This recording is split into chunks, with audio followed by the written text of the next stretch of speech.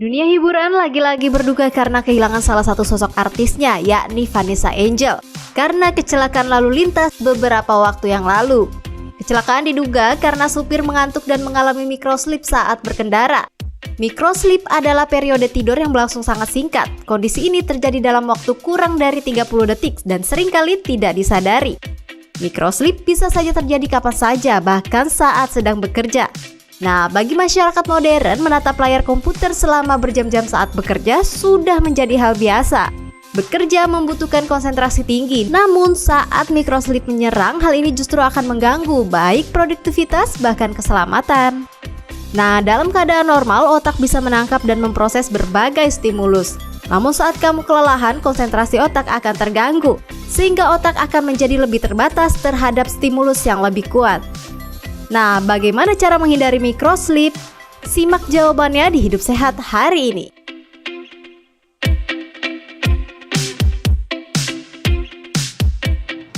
Assalamualaikum warahmatullahi wabarakatuh. Selamat pagi pemirsa TV One. Berjumpa lagi di Hidup Sehat bersama saya Dr. Sabrina Raisa.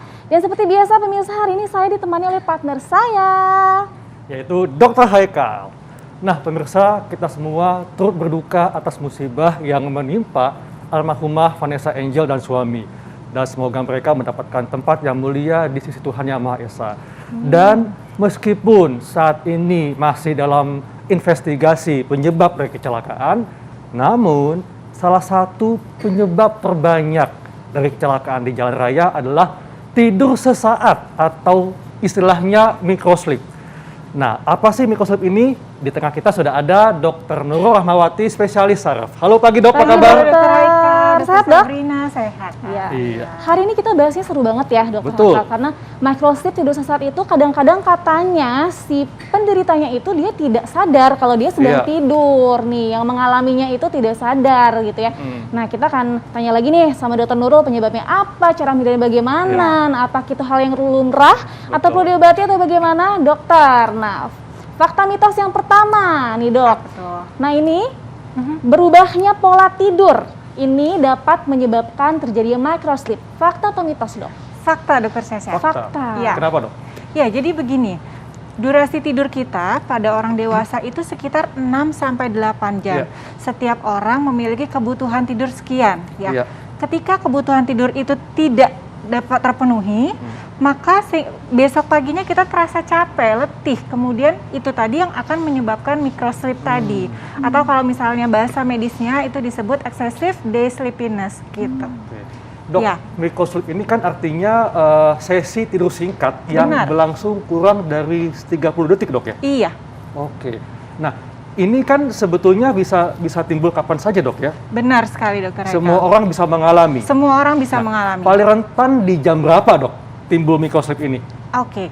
Sebenarnya jamnya itu kita tidak bisa menentukan dokter Haikal. Tapi pada beberapa kondisi itu akan menyebabkan microslip tadi. Misalnya suatu kegiatan yang monoton, saat nyetir jalannya lurus aja. Betul. Atau mungkin saat lagi bekerja nih, sekarang kita kan WFO semua, di depan laptop terus. Nah itu pasti akan ada durasi atau fase-fase episode microslip tadi. Ya. Dok, ketika seseorang mengalami microslip, itu kan dia tidak sadar dok ya, tiba-tiba tersentak ya. Nah, tapi menuju ke sananya kita kan kadang nggak tahu dok. Kadang-kadang kita merasa juga kalau kita ngantuk. Ada nggak dok cara untuk menghilangkan atau mencegah supaya kita tidak tiba-tiba mengalami microslip dok? Oke. Nah, tapi nanti jawabnya. Siap. Kita akan simak jawabannya sesaat lagi, tetap di Hidup Sehat. Ya pemirsa, kembali lagi di Hidup Sehat. Ini tadi tayangan mengenai power nap. Sama-sama tidur dalam waktu yang singkat, tapi bedanya sama microslip, kalau power nap itu selama kurang lebih 30 menit. Nah kalau microslip ini biasanya kira-kira sekitar 30 detik. Ya dokter Haikal. Iya. Nah dok, kan sebetulnya orang yang mau ngantuk, orang yang mau mengalami microslip itu kan kadang dia tahu dok. Nah tapi bagaimana cara supaya bisa segera menghilangkan microslip ini dok? Oke. Ya, sebenarnya tadi sudah dijelaskan tuh. Salah satunya prevensi kita untuk menghindari microslip tadi. Yang pertama adalah power nap, dok. Jadi power nap itu tidur selama 30 menit. kita istirahat agar nanti kita bisa aktivitas kembali, badan kita bisa segar lagi dan kita bisa melakukan aktivitas lagi. Itu yang pertama, power nap. Jadi tidur istirahat selama 30 menit. Yang kedua, kita bisa minum kopi, Dok. Ya, tentunya kalau dalam pengobatan ini sendiri kafein atau bisa kita temukan di dalam kopi, kemudian teh. Nah, itu dosisnya bisa antara 50 sampai 150 mg. Itu pertolongan pertama kalau kita ngantuk. Kafeinnya, Dok, yang Iya, kafeinnya. Tapi si kafein ini bekerja di 30 menit setelah kita minum.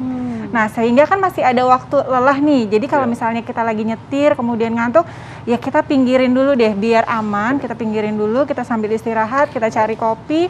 Terus kemudian nanti kalau udah seger lagi baru kita bisa lakukan aktivitas kembali gitu. Kemudian yang ketiga, kita bisa perbaiki pola tidur di malam hari kita. Apakah kebutuhan tidur kita ini sudah cukup atau belum? Kalau memang belum, kita tentunya harus perbaiki. Salah satunya dengan olahraga, kemudian makan makanan yang baik, gitu ya.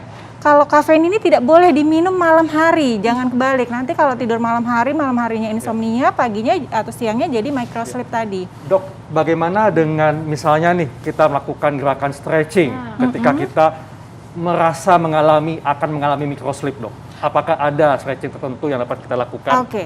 Kalau stretching sendiri sih sebenarnya kita bisa pada prinsipnya microsleep ini bisa terjadi kan pada saat kegiatan yang monoton. Betul. Maka kita bisa bikin aktivitas baru. Nah, salah satunya dengan stretching tadi. Stretching tadi bisa dilakukan apa aja lah kalau di jalan yang bisa kita lakukan, misalnya stretching tangan gitu. Kemudian kita bisa melakukan gerakan-gerakan ringan gitu biar badan kita segar lagi. Oke. Dok, ini kan kalau masyarakat ingin tahu, Dok, ya, gerakannya itu seperti apa, Dok, yang mudah dilakukan ketika kita akan mengalami microsleep? Oke.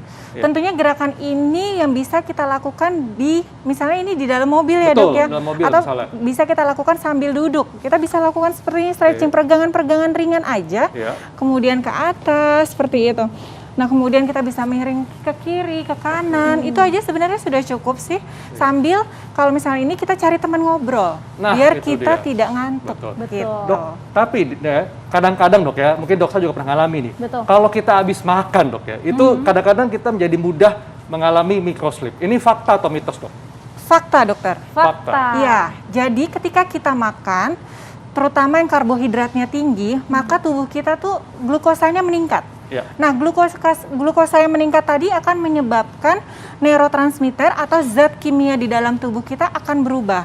Salah satunya serotoninnya kita meningkat, kemudian melatonin kita meningkat, di mana ini akan memicu kita. Ini zat kimia yang dibutuhkan untuk tidur. Oleh karenanya kalau kita habis makan ngantuk, itu adalah hal yang normal. Nah, jadi kalau misal, Dok, ya, kalau kita mau bepergian jauh nih, mau nyetir lewat jalan tol, sebaiknya kita berapa jam untuk mengatur jam makan kita supaya kita nggak ngantuk, Dok? Oke. Tidak ada rekomendasi khusus sih berapa jamnya, tapi kalau saran saya itu hindarin makanan yang mengandung terlalu tinggi karbohidrat. Karbohidrat tadi ya, Dok ya? Iya, mungkin kita ganti dulu dengan protein seperti itu. Dokter, ngomong-ngomong masalah gula nih, Dok, katanya nih microsleep ini lebih sering terjadi kepada penderita diabetes, Dok. Nah, itu fakta atau mitos? Ini juga fakta. Pada prinsipnya apa yang terjadi dalam diabetes itu sama seperti kejadian yang pada orang makan tadi. Habis makan gulanya tinggi, kemudian akan merubah zat-zat kimia di dalam tubuh kita sehingga menyebabkan kita mudah ngantuk. Seperti itu. Ya, berarti ngaruh ya, Dok, ya? Iya. Kemudian selain diabetes, banyak faktor atau penyakit lain yang bisa menyebabkan excessive daytime sleepiness tadi. Salah satunya darah tinggi, obesitas. Nah, ini juga perlu dihindari. Kemudian misalnya penyakit-penyakit gangguan saraf seperti stroke, kemudian restless leg syndrome. Restless leg itu kalau saat tidur kakinya gerak-gerak. Atau Parkinson dan penyakit saraf lainnya. Baik, Dok, selain rasa mengantuk yang memang kita rasakan, sebetulnya tanda-tanda apa saja sih yang kayaknya kita nih akan mengalami microsleep? Misalnya tiba-tiba kita nggak nyambung diajak bicara atau gimana, Dok? Oke, biasanya kita nggak menyadari nih bahwa kita ternyata menderita microsleep. Nah, ini mungkin bisa misalnya kita lagi aktivitas, tiba-tiba kepala kita terkantuk atau kesentak gitu. Salah satunya itu. Kemudian kita jadi tidak fokus. Nah, itu juga tentunya, atau produktivitas kita jadi menurun.